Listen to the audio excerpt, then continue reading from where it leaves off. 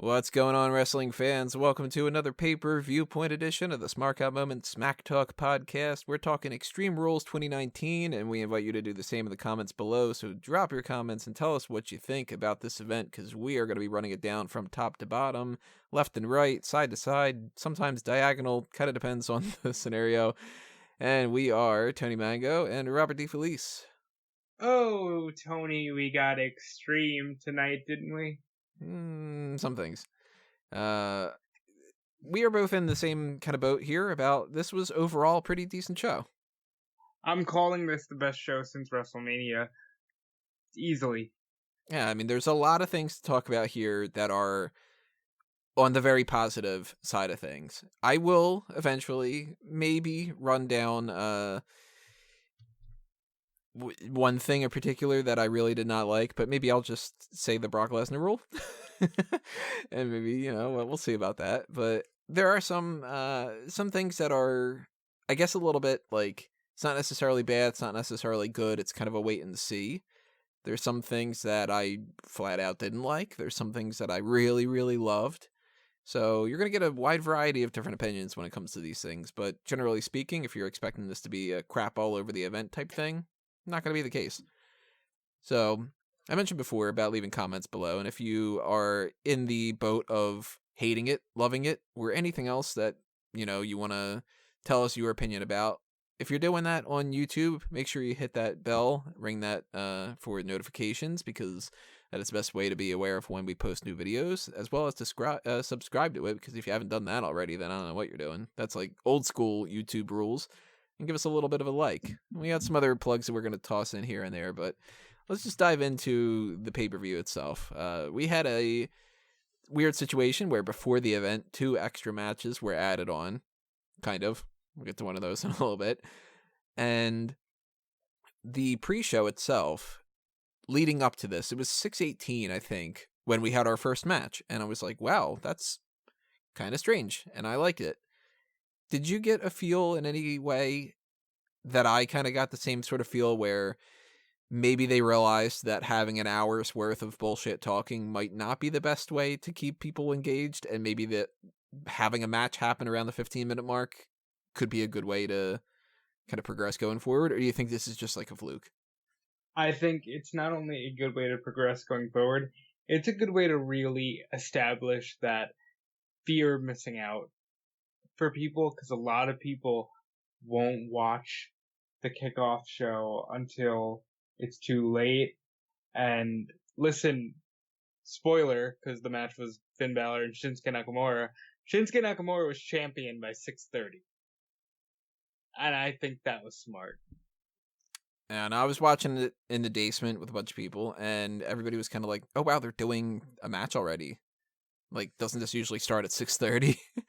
And for the most part, I've been the only one that's been watching a lot of the programming. So this whole idea of, well, who's Finn Balor going up against? And, oh, he's the Intercontinental Champion? I don't even know that necessarily and all this. I don't know how to feel about this. Like, I like the match. Nakamura wins the title. I'm of two worlds. I don't like the fact that this was set up as Finn Balor hasn't done shit, and Nakamura just pops up and says, like, hey, I won a title match, and then he beats him, and then he beats him again. I don't really like that, but at the same time, if that's their quick, like, I don't fucking care, let's just get to it kind of thing, and that they actually have a plan for Nakamura this time, then that could be good. But let's be honest, the last time that he had a championship, it was the United States title, and that was awful. So where do you think they're going with this? Is it going to be good? Or are we going to look back on in hindsight and say, God damn it, they just don't know how to book Nakamura as a champion? I think, well, the latter may be a very strong possibility. I think it was great that they got rid of Finn Balor as the IC champ, because he hasn't done much of anything ever. Last thing he did that was impressive was take a really crazy powerbomb at Money in the Bank. And then it seemed like he just faded into obscurity. So give Nakamura this belt. You can do cool things now. I'll say it flat out. I think it's going to be Nakamura and Ali at SummerSlam. But yeah, I could see that. we'll see where they go. Maybe they'll do a demon match. Maybe it'll be Demon Balor versus Nakamura. Demon Nakamura. Demon Nakamura would be pretty cool. I like it. No wrong moves here, and Shinsuke looked like a motherfucking beast. This is the best that we've seen Shinsuke in a while. And yeah, they broke him off from Rusev, but that's great because I like Rusev, but he's always seems to be going nowhere fast. Nakamura had a bit of a slump towards the end of 2018. Let's not pretend like he wasn't all over the main event scene in the opening half of 2018. So he had a little bit of a slump, and now he's back. I like it. Yeah, I think this is one of those things that it's hard to tell where they're going to go, and it could be complete and utter BS, or this could be the best thing to happen in 2019. At least for these people. I mean, I don't know about the best thing total, but we'll see. Like, I can't really judge it until I know where they're going, and if they decide that they're going to go with, like, Nakamura becomes part of Shane McMahon's crew, and that ends up being a problem, then I'm going to be like, you know what, they shouldn't have even done this.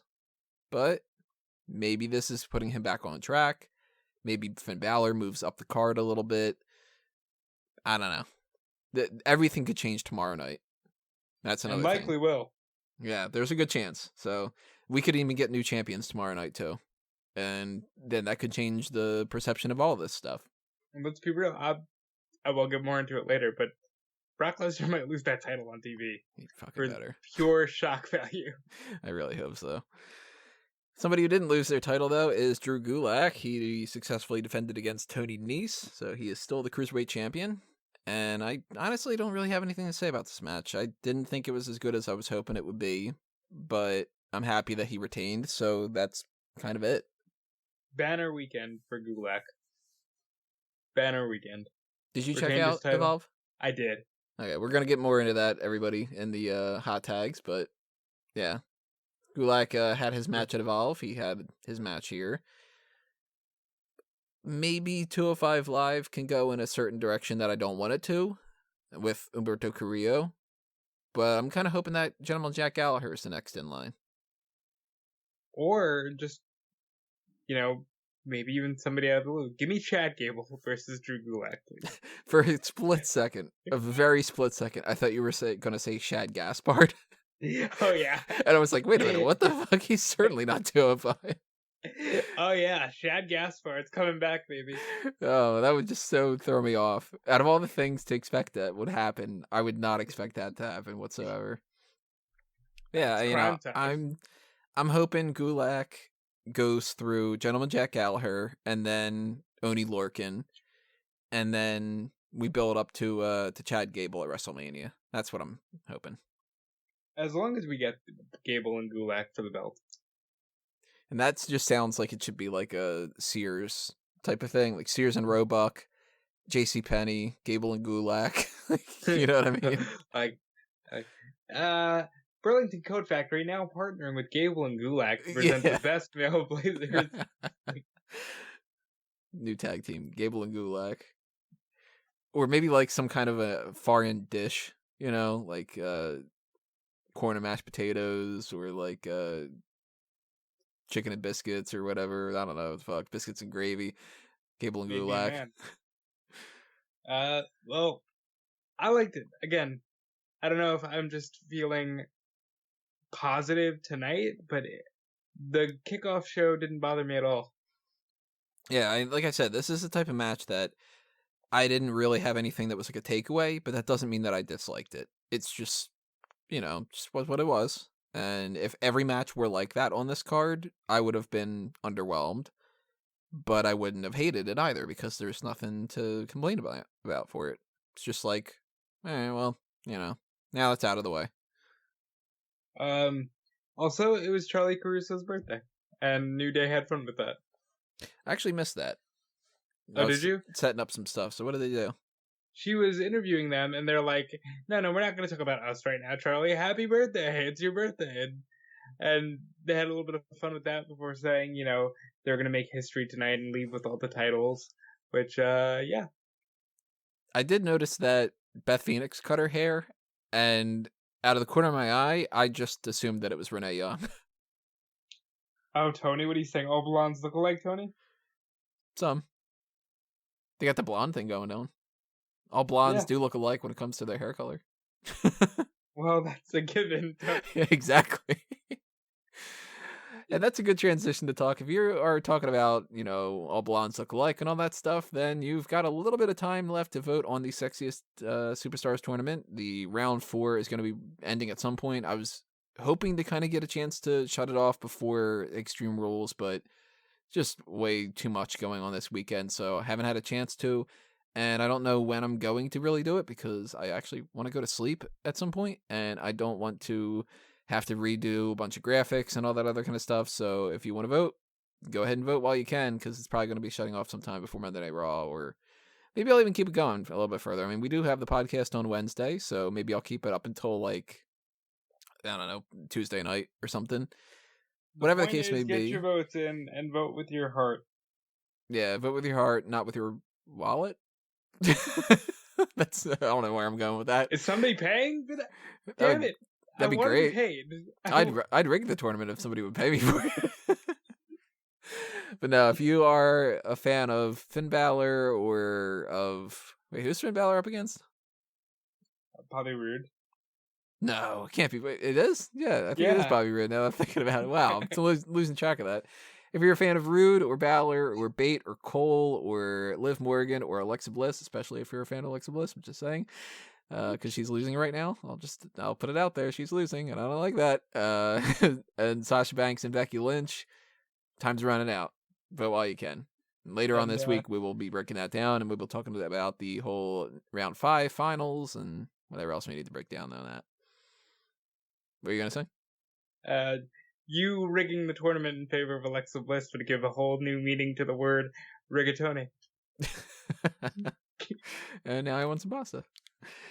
Let's see. So the main card started off with something that I did not expect to be the first match on the card, which was the no-holds-barred tag team match between Roman Reigns and The Undertaker, a.k.a. the Graveyard Dogs. That's awful.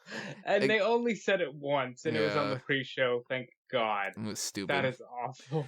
Against Drew McIntyre and Shane McMahon, who don't get a tag team name, but I still think the Mac Daddies or the what did Caleb say? Here come the Mickeys. Something like that. Let's go with that. The Graveyard Max. They had a pretty good match. I like this quite a bit. Better than the Goldberg thing for sure. That kind of washed that taste out of my mouth. Couple little flops here and there, but the only one I could really remember right now is Undertaker not picking up Shane for the tombstone. And that might be Shane's fault. I'm not too sure. Yeah, and he gave me this look like, not with you. And he said, let's go. And he lifted him up just fine. Tombstone. They celebrated.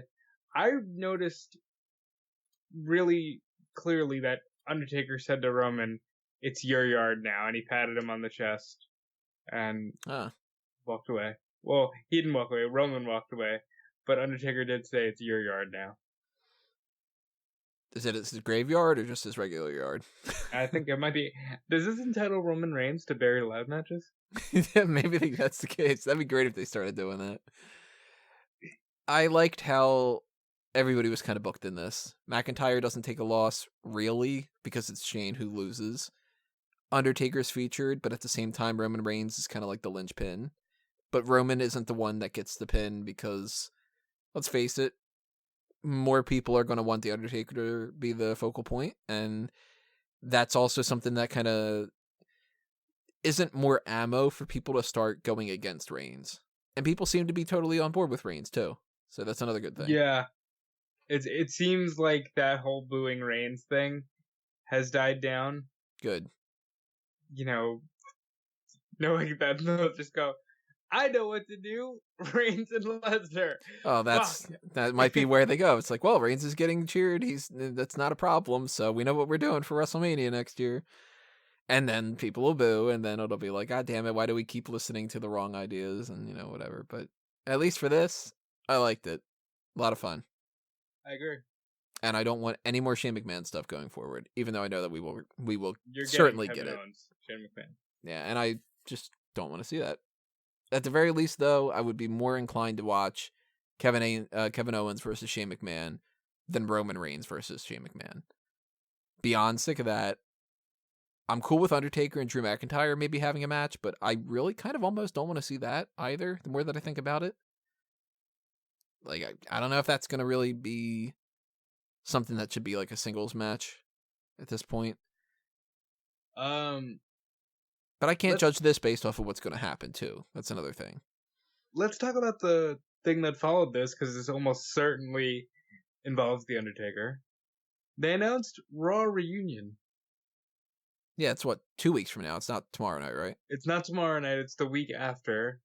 And it's going to feature, this is not a joke, this is the commercial. It's Hogan, Flair, Austin, DX, Undertaker, Hall, Nash, and then they slipped Santino in there. They did? What? They said Bischoff. I know that they had said Bischoff. Bischoff is going to be there, Kurt Angle, all these people, and then they slip Santino in there, and I'm like, sure. Legend. Well, he's a future Hall of Famer, I would say. He's got to win the 24/7 title. Oh my god, I hope that they do that. That would be fantastic if they do that. Because especially, like, he's been injured in the past and not able to really necessarily wrestle, but he has the Battle Arts Academy, and maybe he's gotten to the point where they would be fine with him just doing something that's, like, simple, because, let's face it, it's a roll-up. It's not like he's wrestling a fucking hardcore match. Yeah, have him do something straight. Yeah, do the Cobra on Drake Maverick, and then he gets pinned, and then R-Truth pins him or something, and then, you know. Drake Maverick needs a scene of a bunch of, like, the B... You know how, like, at Raw 25, they did the APA poker game? Drake Maverick needs a scene of the B legends of history just fucking chasing him down, but he pays APA to watch his back. That'd be good, yeah. They should really go... You know what? I'll go so far as to say this, just to double down on everything. Make the 24/7 title the primary focal point of the night. I'd be okay with it. Like, every single time that you cut to some other kind of legend, they're doing something with that. Just make it like... I hate to volunteer myself to do this work. Make it like a 20 different title changes during the night type of night. Have Drake Maverick started off, like, segment number 2, and he gets beaten by Santino, and then Santino is backstage and he gets beaten by Shad Gaspar. Shad Gaspar, yeah. And have, like, you know, like, just go around and have these people win these titles. Have fucking Bruce Pritchard win it as Brother Love. Why the fuck not? Like, just do stupid, silly crap and end the night with either Drake Maverick gets it back or R-Truth is the champion again. And then just make that, like, the fun little stuff.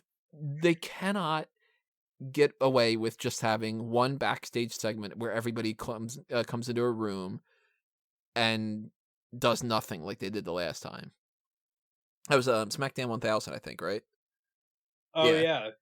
Because that was, like, Teddy Long in the room with Vicky Guerrero and Boogeyman and whatever, and it was just like, hey, let's all just come into the room, and John Laurinaitis will come in, and then this person will come in, and then we'll cut to a commercial. It was like, well, that's literally nothing. I'm excited for it. I'm more excited for that than I thought that I was going to be, so that could be cool. Let's see. We went to the Raw Tag Team Championship match, the Revival against the Usos, and a match that is as good as you could expect with two good teams, but not anything that I'm going to remember because I don't remember anything about it. Yeah, I already don't remember it. Sorry, guys. Love you, but don't. Oh wait, no, I do remember one thing. Scott Dawson falling onto the rope, and then falling and practically hitting his head. Oh, I didn't see that. Yeah, that didn't look that fun. Revival wins. I was a little surprised about that. I wasn't too shocked. I kind of figured that they would probably keep those. Now going forward, I don't know. Team you can have them fight. Maybe not the New Age Outlaw. Well, Billy's. Yeah, I can't do Billy Gunn anymore. Hall and Nash. Yeah. Can you give Hall and Nash the titles for one night? I don't know if there's like a tag team that's really able to wrestle that would be like a legendary tag team right now that I can think of. Rock and Roll Express is still fucking going. Nah, don't do that. No, but the scary thing is they're still going at a decent rate. Maybe, nah, they shouldn't do it, but the only thing I could think of is, Jeff Jarrett and Jesse James. Ugh. Yeah. It's a shame that they don't have Billy Gunn, because it would be great if out of nowhere Bart and Billy Gunn are the Smoking Guns again. Because you would expect if they were going to do anything that he'd be in the DX thing, and then it's just like, nah, he's actually got these little pistols with him, and he's just, you know. Where are the Dudleys right now? Well, Devon's there. Bubba is working backstage at Ring of Honor. I'd like a Dudley's revival match. Hey, I got an idea. Give Bob Holly the belt. Yeah. And then he can beat everybody. And then I'd beat everybody. But yeah, Raw 25, I think, will coincide with a video game announcement. And I think Raw 25 will be a lot of fun. Why are you calling it Raw 25? Because I don't know what year it is, Tony. 2019. Raw Reunion. Sorry, Raw Reunion. Raw 25 was a disappointment. I remember having that down as one of my least favorite shows of that year. But I didn't feel disappointed about Aleister Black versus Cesaro. Look at that transition. I thought this was good, and I liked it quite a bit. It's not a memorable one again, but at the same time, one of my favorite finishing sequences. They were just, it's like you're playing a fighting game with your friend, and you're just going at it, and then that death blow comes out of nowhere. That's what this was. Aleister Black is trying his hand at uppercuts. Cesaro just starts alternating arms with the uppercuts, and then Aleister Black just fucking nails him with the black mask. And I thought it was great. The Black Mask. He's a pirate now. Yes. There you go, Jean-Pierre Lafitte and Aleister Black. They're just fucking tag team. So, this is something that I feel stupid about. I didn't know that Cesaro had braces. Is that due to the No Mercy thing? I would assume so.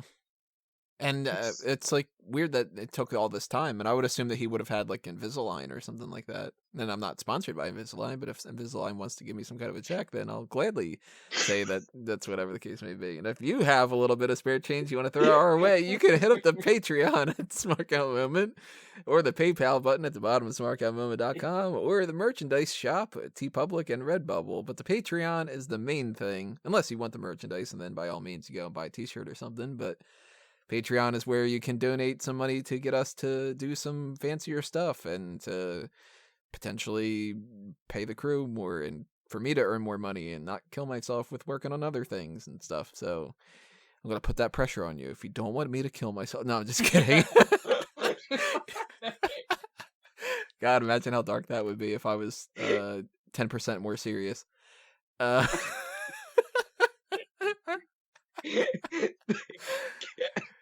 It's very dark in here. I'm blaming Aleister Black. This is where we're at, guys. Donate to the Patreon. I will remember you. It's gonna be the new outro. So yeah, Aleister Black, good job. Yeah, good match. Time for me to crap on something though. Is it Bayley and Alexa Bliss? SmackDown Women's Championship 2-on-1 handicap match, Bayley versus Alexa Bliss and Nikki Cross, because what the fuck was the point in this? We had nothing different. There's no Sasha, which, let's just say, Sasha could have gone multiple different ways. She could have helped Bayley. She could have helped Bayley and then turned on her. She could have turned on Bayley. They also could have had Alexa Bliss win the title and go in a different direction. They also could have had Alexa Bliss lose this match and turn on Nikki Cross. They could have done anything, and they did nothing. This was just, let's do the Stomping Grounds thing again, but I don't know, I guess we'll throw Nikki Cross in there. Maybe they changed game plans midway through. I'm okay with the result, because I wasn't looking forward to we're the co-champions first ever. I wasn't looking forward to that, so I'm okay with the result. But Yeah, boring match. I got more enjoyment out of the Street Profits prior to. Yeah, that was better. Where, was it Dawkins is just like, Nikki's weird, man. It's weird that I want to party with her. And I'll just bring this up again. If you are voting against Alexa Bliss on that Sexiest Superstars tournament, I don't know what you are seeing. Listen to me. You guys are voting, and I get why you're voting. She's getting the John Cena treatment. You just want to see her lose. But really think about what you're doing. Because when Alexa Bliss comes on that TV, oof. I was gonna take that in a different direction. Oh, let's just move on. If you want me to not say that joke, drop a comment. No, donate to the Patreon.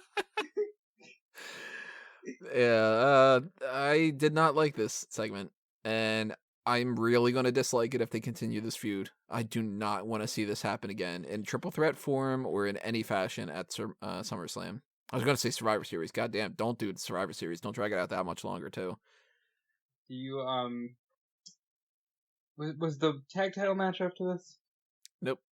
Oh, because I was going to say, a joke about Otis saying I'm coming. That's never mind. Insert MVP joke as well while Yeah. we're at it. Now, the next match was the last man standing match between Braun Strowman and Bobby Lashley, which was one of my favorite parts of the night. We've had better. We've When had was more. the last time that you had a match that was so just straight up wild? Well, that's like I had said before. This is like Godzilla versus King Ghidorah or something. Like they just feel like they're bigger stars, and that anything that they come in path with, they're just like going to take out, And I liked that. This felt like it was an Extreme Rules match, not an Extreme Rules match, but like a match for an Extreme Rules pay-per-view. They fought in the concession stand. They had a pretty unique finish. They didn't turn over a truck on Lashley, which is what I wanted. But they did something really unique. A fan got in the way, and Braun Strowman told him to get the fuck out of the way. Yeah, what was up with that? Now, I had two friends of mine in the crowd, because this is around my area and everything, and they were around that section. And I was just like, oh my god, if Brett fucking is the one that's like, I don't know, those kind of things.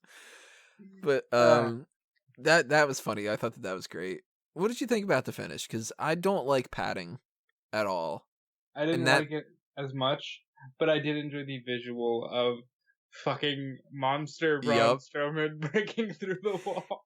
They went from, oh, this is going to be really cool to, oh, wait, no, it's going to be a padding thing. Oh, I don't really like that. This is kind of disappointing. And then to, wait a minute, Braun Strowman's going to crash through a wall. And then he does that, and I'm like, I fucking love it. Like, I put this in, I don't remember if it was the Bleacher Report one or if it's on the E-Wrestling News one, but I said, I like my Braun Strowman booked as a cartoon character. I like him just busting through a fucking wall, throwing a truck across the, I don't know, Sahara Desert, whatever the fuck he is. Like, I like that Braun Strowman. So this was a step in the right direction. Strowman wins. Bobby Lashley doesn't look weak at all. Positives. 2 thumbs up. Yeah. One of the best booked matches, and a feud that really wasn't, up until 2 weeks ago, anything to talk about. This was so much fun. And I'm going to agree with you. I like my Braun Strowman as a cartoon as well. And like I said, this was not something that's like going to go down in history as like the most hardcore Extreme Rules type of thing we've ever seen. And they could have gone in a lot of other directions, like you said, like when they're in like the merchandise section. Well, maybe they could have had like, I don't know, if you want to go like really crazy, maybe he like breaks the hot dog machine over the other one or something. Like you could do crap like that, but I'm not gonna hate something for what they didn't do if I liked what they did do. That's kind of the way I look at it. Yeah. And that's why like that handicap match was like, well, it was a fine enough match, but at the same time, this is what they did do is they stretched something out for no reason. And that's what I don't like. And this was kept like simple. So, good segment.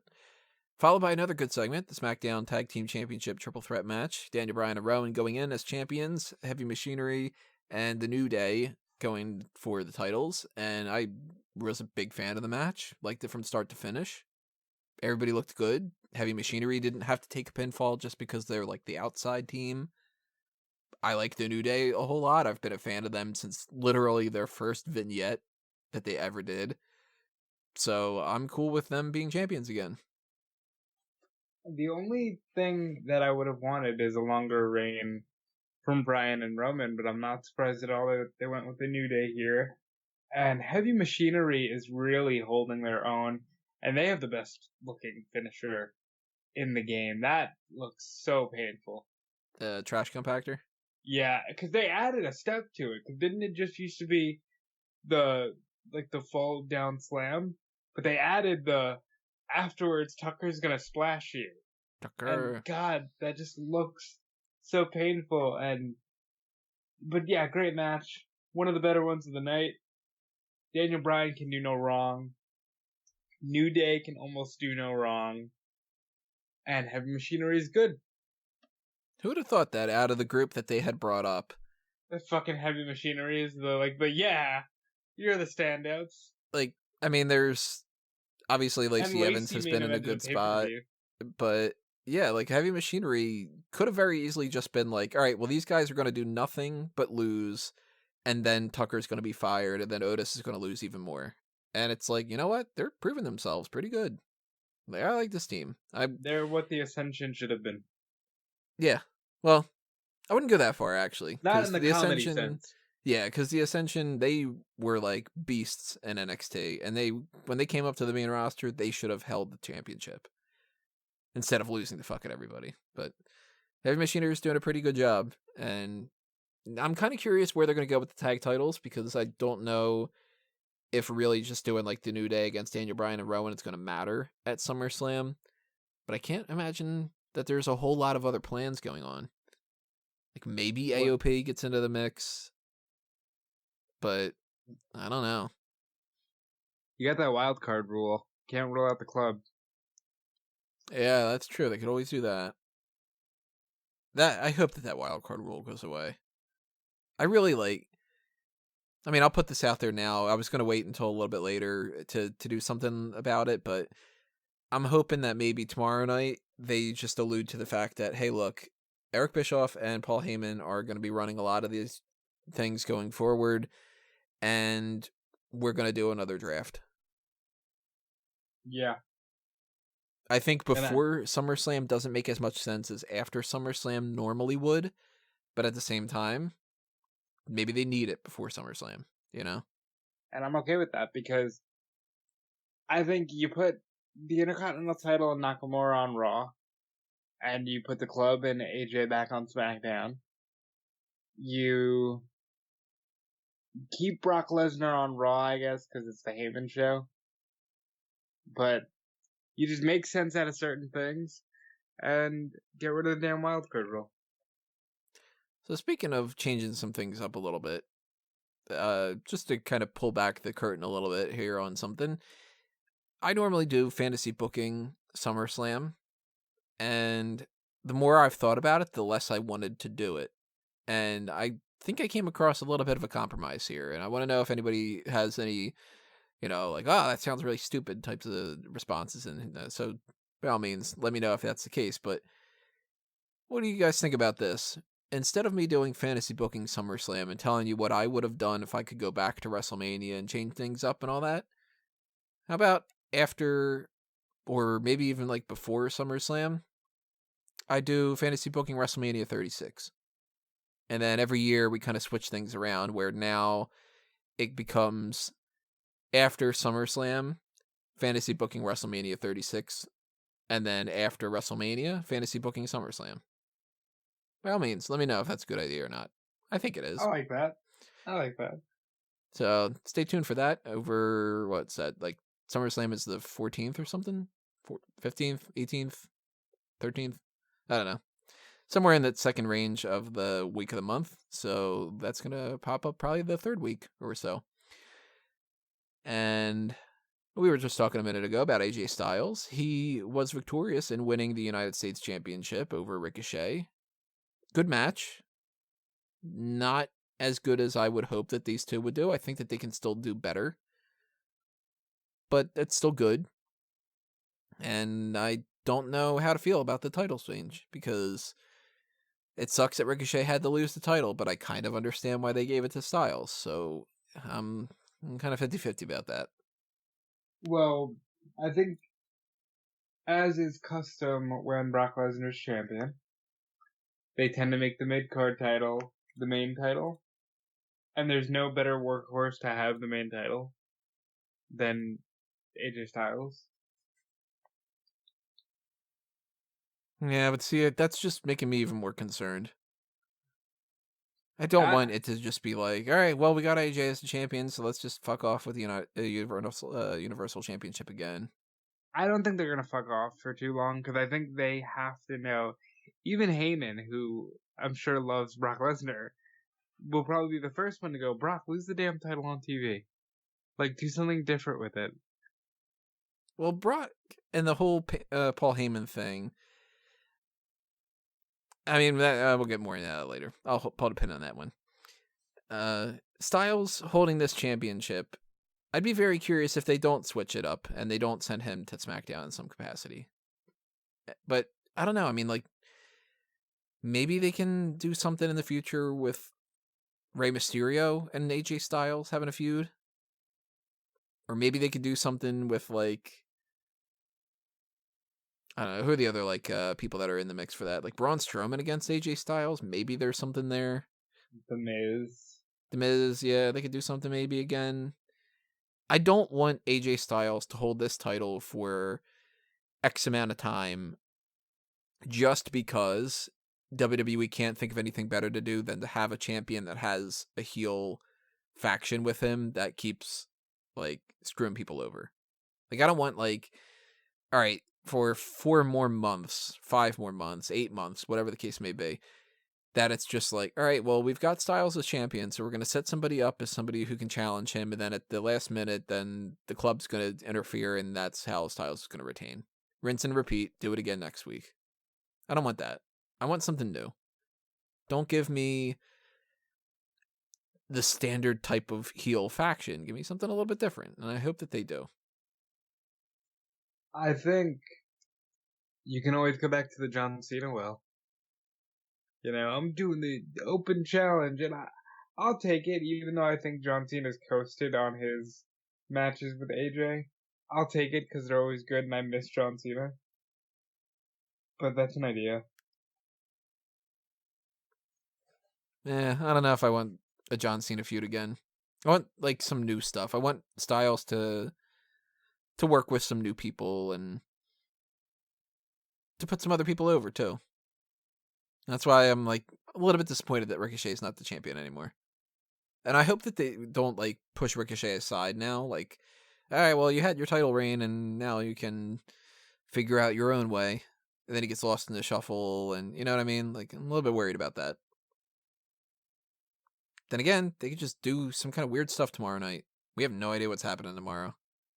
Yeah. Or tomorrow night could be a regular episode of Monday Night Raw, and everybody feels really deflated. I think that's very plausible when the next week is a crazy get-together of, hey, look, everybody's here.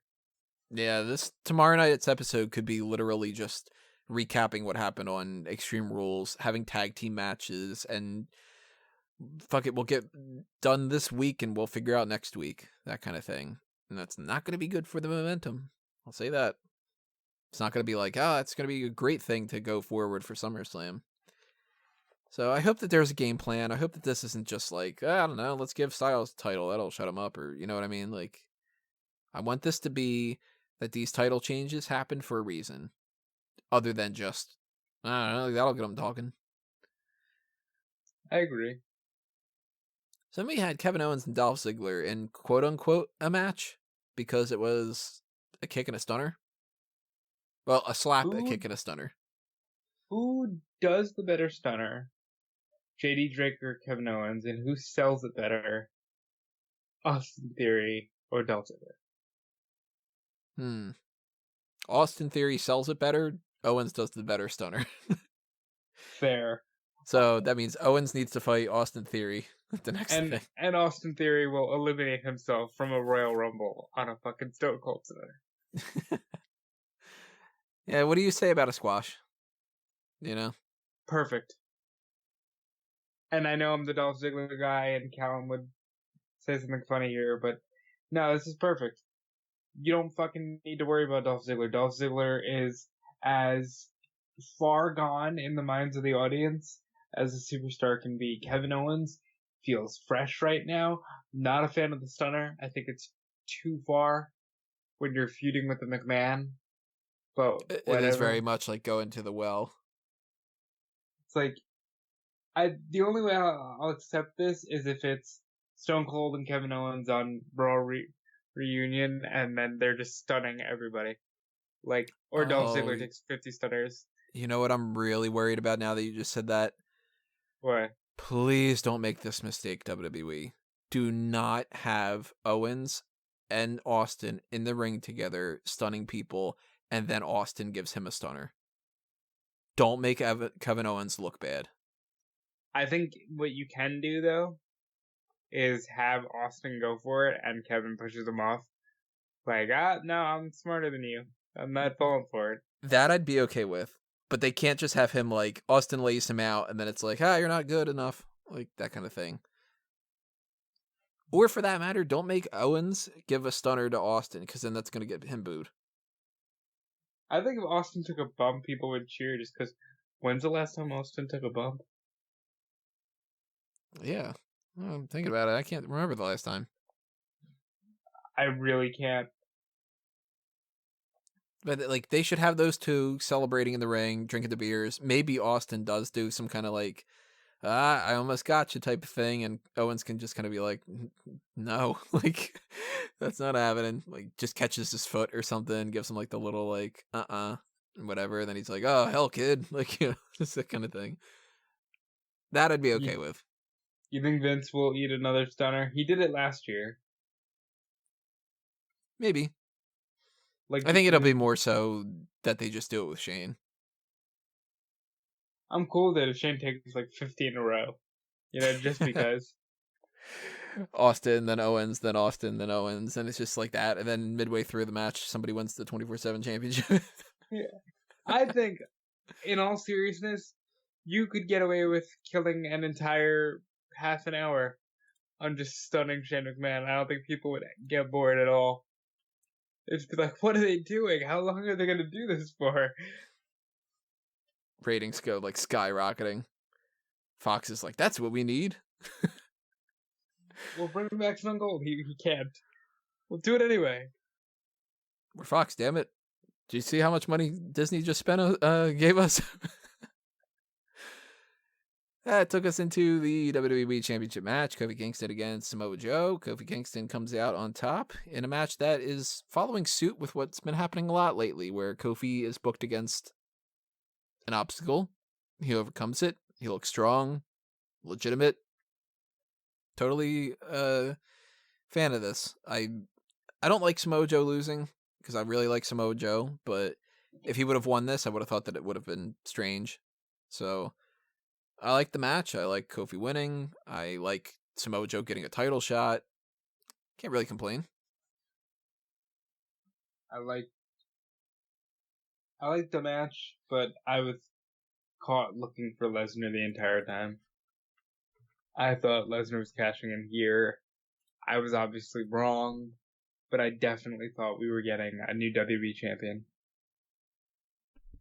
And I was still working under the assumption that Lesnar wasn't going to beat Seth Rollins. So when this ended and it just didn't go into a Lesnar thing, I was like, oh, maybe we escaped it for another little bit. And yeah. But who do you think's the next in line to challenge? Because right now, I don't really know who I would go with for. It's got to be Randy or Roman. Well, Randy might be still out with his injury, right? I think he's working house shows again. Oh, that's right. He did the house show thing with the hugger section. That was funny. If anybody didn't see that, some kid with a Bayley hugger section sign had that, and Randy Orton took it and pretended that he was going to give the kid a hug, and then he just threw the sign out. And it was just like, nah, not happening. I don't know though. I mean, maybe Randy Orton just goes straight into that, or you know what? Maybe they just kind of do something a little bit strange, and maybe they go with Ali. I would Maybe it's like it. like, hey Ali, like you're the guy who I replaced in the match to end up getting to this point, and I think that you deserve a title shot. And it's SummerSlam, so we know that it's going to have a couple of matches on the card that are going to be bigger than this in their mind. So it doesn't need to be like the big main event attraction kind of thing. They could have a However, good match. you're going into Fox, and that also makes me say you could do the Roman match. I don't know. This is tough. And then the wild card rule throws everything for a loop too. So I don't know. But either way, Kofi escapes another night, and people are still kind of riding the Kofi train. And I do think that it's funny that it's Kofi and Joe. Like the whole cup of coffee and cup of Joe type thing. I do like that. Let's see. We have 2 more things to talk about here, but really quickly, I just want to mention something else that on the plug side of things, that if you're not aware, fanboysanonymous.com, then go to fanboysanonymous.com, and then you will be aware of it. That's how it works. That is my geek culture site where you can find out my movie review and TV stuff and comic books and video games and whatever I might have the time necessarily to be able to do. And that's another thing that if you hit up the Patreon and you want to donate towards that, then that can make me dedicate some more time to it and stuff. So for a guy who wants to remain anonymous, you sure plug the fuck out of this thing. Yeah, you know what? To be perfectly honest, don't really love the Fanboys Anonymous name. It's not the name that I really wish that I could get and switch around now. If I had the money to be able to pay for this one certain name, I'm not going to say it. But if I could pay to get that URL and those kind of social media things and stuff, I think I would actually bite the bullet and change the name of the site. But, Fanboys Anonymous has a little bit of like chic sort of value to it, I guess. I don't know. Maybe. But we'll talk about marketing later. What match are we doing here? The winners take all mixed tag team Extreme Rules match. That's the last chance for. No. That was the only thing left after Kofi? Yeah. Huh. I'm sorry. I'm doing my best impression of JR at Fight for the Fallen. Well, then you have too much energy for it. It has to be. See. Oh, we're going to the main event? Oh, yeah, I think we're doing that. Imagine that. The colors of the ladder. Well, before we go there, Paul Heyman came out and cut one of my more favorite Paul Heyman promos, because he just comes out on stage and he says, let's get one thing straight. I am Philadelphia. I am Extreme, and you're out of your mind if you don't think I'm walking out of here making history. Yeah, that was between the tag title match and the Ricochet Styles match. So that was still like, is he going to cash it on the WWE Championship? Is he going to cash in on that? Is he going to lie again? Like, I like that he's embracing the whole, well, fuck Heyman, he's a liar. And it's like, am I telling the truth? Or am I just Paul Heyman? Yeah. It's a good line. They're going to kill it by tomorrow night. But it's a good line. Yeah, tomorrow night's going to be a real pain in the ass. Where were they tomorrow? Where's like Raw taping out of? Still in Philly. Still in Philly? I think. Double check that real quick, because if they're still in Philly, then that's just going to go over really strange, because it's just going to be like people are going to cheer for the sake of just whatever, and I don't know, that's tough. So they're in Uniondale, New York. Oh, they're in Long Island. So that's the NYCB Live, home of the Nassau Veterans Memorial Coliseum. Fucking name for that. That goes along with the next match, because that was, like I had said, the last chance winners take all mixed tag team Extreme Rules match for the Universal Championship and Raw Women's Championship. Seth Rollins and Becky Lynch defending against Baron Corbin and Lacey Evans. I enjoyed it. Much better than I expected it would be. I know you hated the ending, but before that, I really enjoyed this match. They took some chances. I enjoyed the table spot where Seth and Becky jumped. Good old Beth Rollins and Becky Lynch. Where they jumped off the same turnbuckle. I really enjoyed that.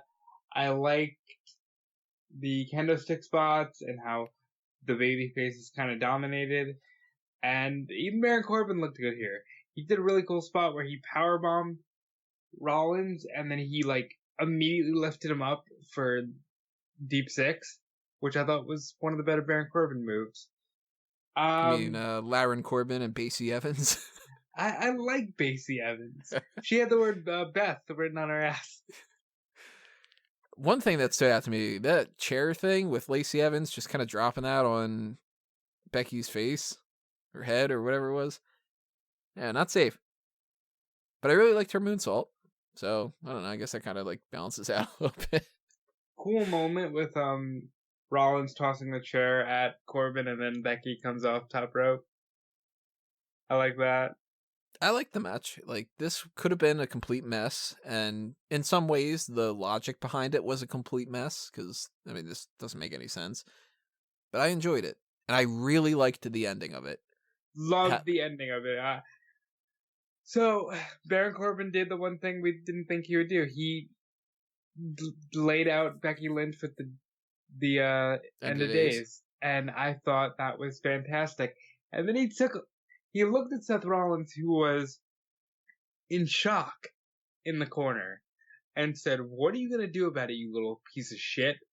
And Rollins took the kendo stick and beat the holy hell out of Baron Corbin.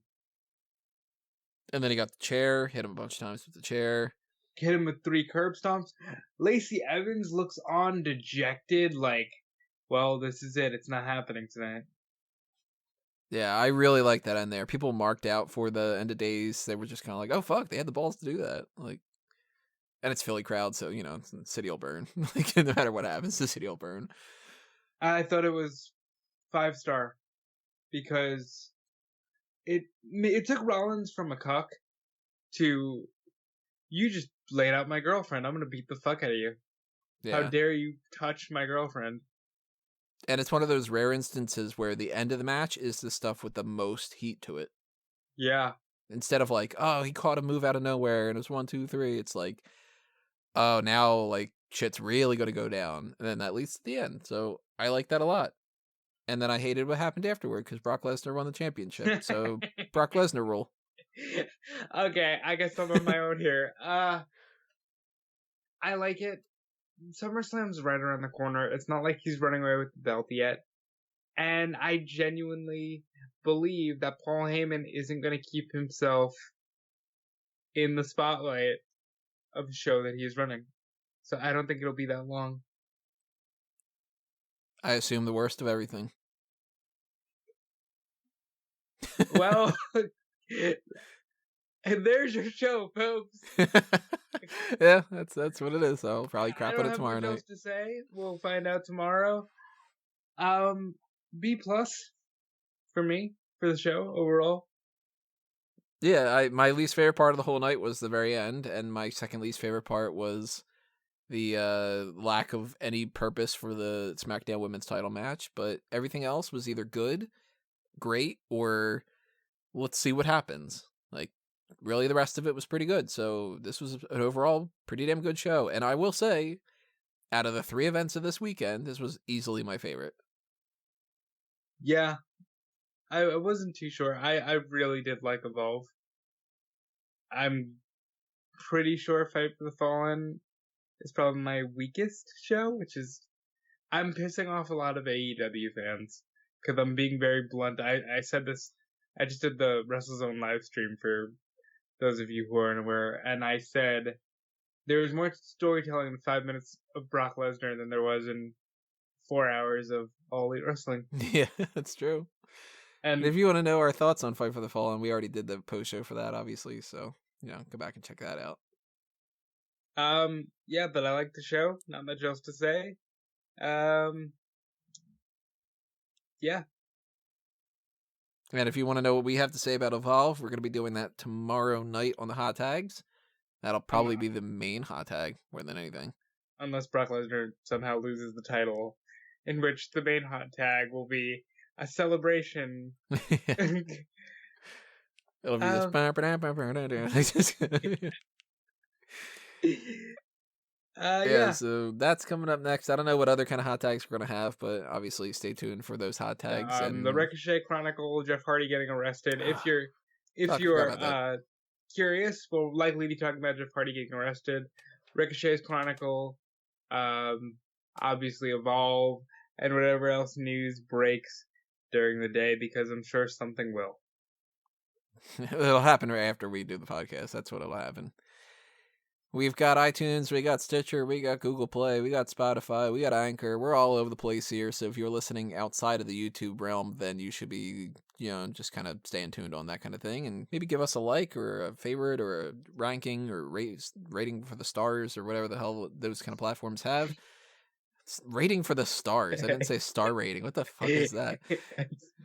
That's a weird reality show where celebrities, like D-list celebrities, review movies.